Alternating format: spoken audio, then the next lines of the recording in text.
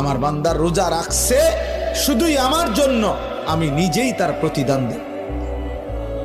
ডান কাদের ফেরেশতাকে যেন আল্লাহ বলে, ফেরেশতা পুরা রমজান আমার বান্দার নেকি তুমি লিখবা না, আমি লিখবো,